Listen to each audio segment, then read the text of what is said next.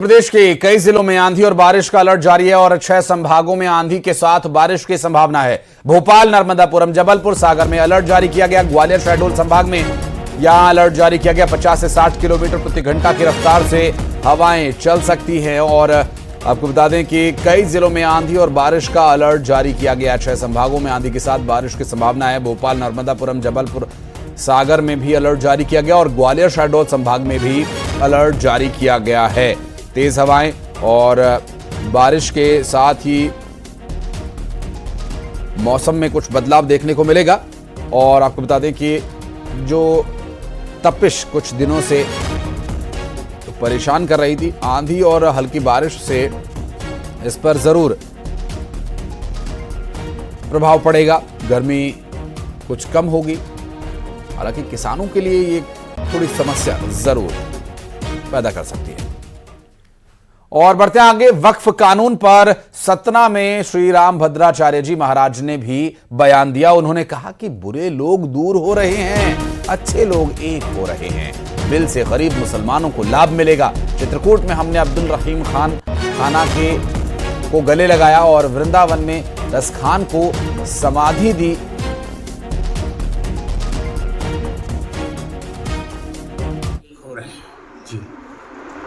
क्योंकि वक्फ बोर्ड का जो बिल आया है इसमें गरीब मुसलमानों को बहुत लाभ है। हमने तो अब्दुल रहीम खान खाना को भी गले से लगाया इसी चित्रकूट में। हमने रसखान को वृंदावन में समाधि दी।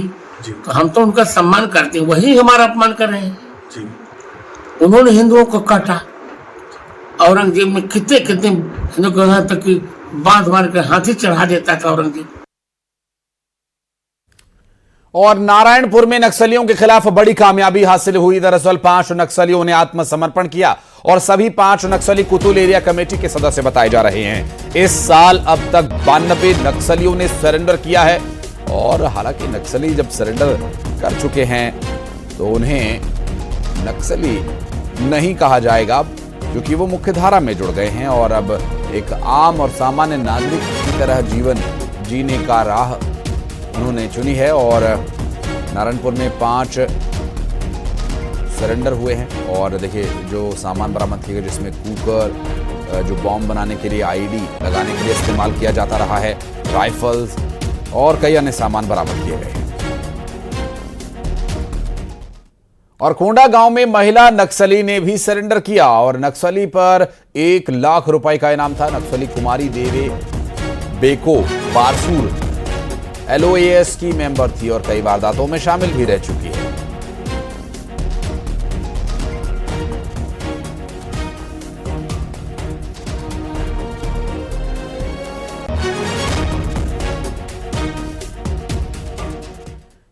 और खबर कोंडा गांव से, जहां पुलिस ने नशे के खिलाफ बड़ी कार्यवाही की है।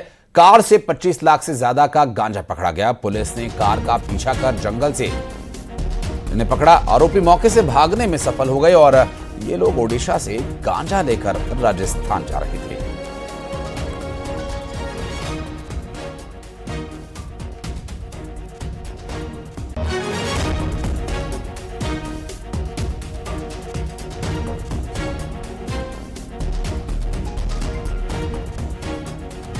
बरामद गांजे की खेप आप देखिए काफी मात्रा में इस गाड़ी से बरामद हुई है और जंगल में मौके से ये सभी सामान बरामद हुआ। ओडिशा से ये सामान लाया गया था। खबर रायसेन से, जहां न्यूज 18 की खबर का बड़ा असर हुआ। मंडीदीप में तलवार और डंडे के साथ युवकों की दबंगई का एक वीडियो वायरल हुआ।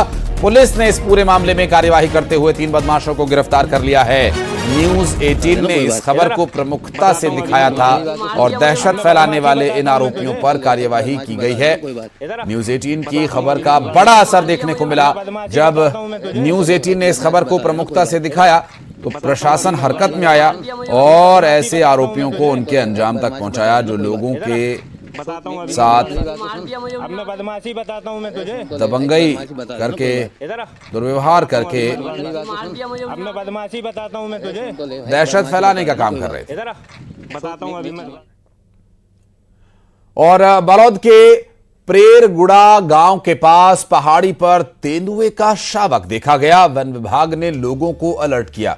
आपको बता दें कि यहां मादा तेंदुआ अपने शावकों के साथ लगातार जंगल में जगह बदल रही है। महुआ बीनने के सीजन में लोगों पर तेंदुए के हमले का डर है। लोगों से वन विभाग ने सतर्क रहने की भी अपील की है।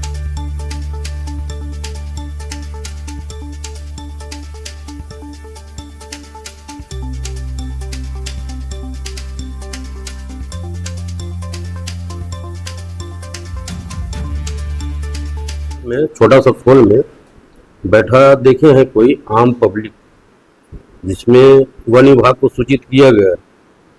तो वन विभाग जो है हम लोग जगह जगह गांव में बुनियादी करा दिए हैं, जैसे पर्रेगुड़ा है, बरही है, कांड़े है, और सचेत करवा दिए सभी आम पब्लिक को। जंगल में महुआ भी सीजन चल रहा है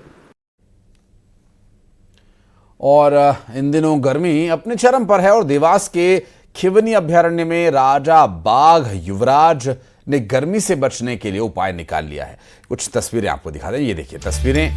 तालाब में बाघ युवराज पानी में छांव में बैठकर ठंडक ले रहा है और इस नज़ारे को देख पर्यटक काफी रोमांचित हो उठे और सैलानियों ने फोटोज भी लिए, वीडियोज भी लिए और पास ही मोर नाचते भी नजर आए और हिरन पेड़ों की छांव में आराम फरमाते दिखाई दिए। भोपाल एम्स के आयुष विभाग के डॉक्टर दानिश जावेद ने एक ऐसा स्मार्ट हैंड बैंड तैयार किया जो किसी भी खाद्य पदार्थ के संपर्क में आने पर उसकी गुणवत्ता से आपको तुरंत अवगत करवाएगा। इस हैंड बैंड में डीप स्ट्रिंग सेंसर लगाया गया जो भोजन के संपर्क में आने पर हानिकारक बैक्टीरिया, वायरस या अन्य नुकसानदायक वस्तुओं के पदार्थों के बारे में पहचान कर सकता है। इसमें एक गैस सेंसर भी है जो भोजन की गंध का विश्लेषण कर उसके खराब होने की स्थिति का भी आकलन करता है और इस स्मार्ट बैंड में विजुअल और वाइब्रेशन अलार्म भी है जो पहनने वाले को स्वास्थ्य जोखिम की सूचना देता है। आखिर इस टाइप का यूनिक जो बैंड स्मार्ट बैंड बनाया है, क्या जरूरत आन पड़ेगी इसकी? जी देखिए, जैसा कि आपको पता ही है कि समाज में आजकल जो है मार्केट में बहुत सारे फास्ट फूड शॉप्स खुल रहे हैं और उनमें बहुत ज़्यादा अक्सर देखने को मिलता है कि मिलावट हो गई या अशुद्धि है, उसको खाने के बाद संक्रमण हो गया, बीमार पड़ जाते हैं पेशेंट। तो लेकिन वो चीज़ें हमें खाने के बाद पता चलती हैं और कई बार क्या होता है कि जैसे बच्चे हैं और कई बार आपने फिल्म्स में देखा होगा कि बिछड़े मिल जाते हैं, लेकिन जो कहानी हम आपको दिखाने जा रहे हैं वो फिल्मी नहीं बल्कि असल कहानी है। 35 साल पहले लापता हुई वो अचानक लौट आई। आखिर क्या है ये पहेली, आइए दिखाते हैं आपको।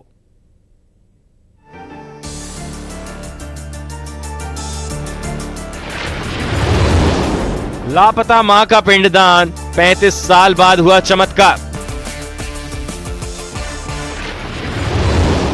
परिवार वाले रह गए हैरान। मुर्दा मां 35 साल बाद घर लौटी। फिल्मी नहीं, रियल कहानी। ये परिवार जितना हैरान है उतना ही खुश। आंखों में जितनी खुशी है उतना ही अचरज भी। इस परिवार की कहानी किसी फिल्मी कहानी को भी मात दे दे।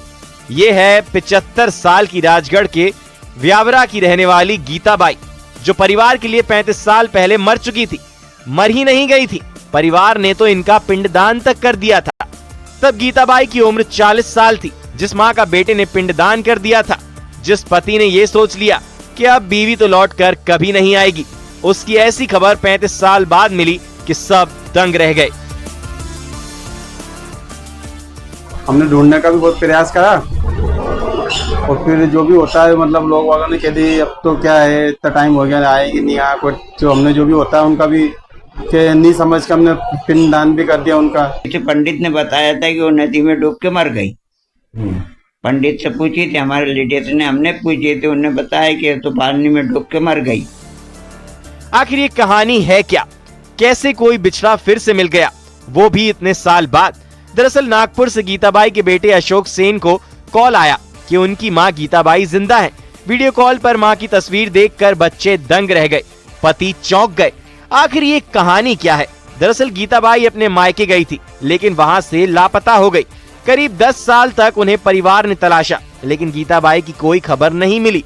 इधर लोगों ने भी कहा और सबने मान लिया कि गीताबाई अब इस दुनिया में जिंदा नहीं है। दरअसल गीताबाई को भूलने की बीमारी थी जो कहीं चली गई थी। अम्मा बस रोज फोन आया था काला पीपल थाना से कि अशोक से मैंने ये से बोलने की आपकी माता जी खो गई। मैंने हाँ कि वो मिल गई। अब इतने शब्द सुनते कि मेरे तो होश उड़ गया एकदम से। मतलब ऐसी खबर मतलब अपन ने सोचा भी नहीं एकदम से कैसे मतलब ये हो सकता है। 2 साल पहले सामाजिक कार्यकर्ता बिंदा बड़कर ने उन्हें एक पेड़ के नीचे बैठा देखा। उन्होंने गीताबाई को 8 सितंबर 2023 को नागपुर के अस्पताल में भर्ती कराया था। धीरे धीरे गीताबाई की याददाश्त लौटी और वो अपने घर का जिक्र करने लगी। व्यावरा राजगढ़ का नाम लेने लगी। इधर अस्पताल वालों ने गूगल पर सर्च किया, परिवार से कांटेक्ट हुआ और घर लौटी खुशियां। इन 35 सालों में न जाने क्या क्या बदल गया, लेकिन नहीं बदला तो अपनों का प्यार। राजगढ़ में राहुल विजय के साथ bureau report, news 18 Madhya Pradesh Chhattisgarh.